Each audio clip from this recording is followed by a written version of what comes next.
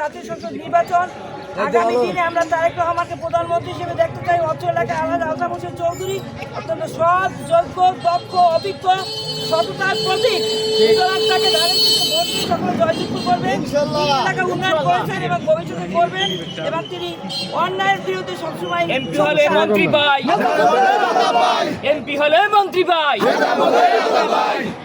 তো আপনারা সকলে দলে দলে আজকে এই পুকুরজোড়া একটা প্রোগ্রাম আছে বদরপুর এবং ইটবিরের যৌথ উদ্যোগে, কারণ সময় আমাদের কম, এবার নির্বাচনী সময়গুলো খুব কম পেয়েছে জনগণ সতীশ আপনারা দেখতে পাচ্ছেন, জনগণরা বিভিন্ন জায়গায় প্রোগ্রাম করতেছে, রাস্তাটা ফাঁকা করে দেন, রাস্তা ফাঁকা করে নাই চৌধুরীকে সমর্থনে নেতা কর্মীরা ভাবে নির্বাচন করতেছে, ভোট চাচ্ছে, জনগণের জন্য কাজ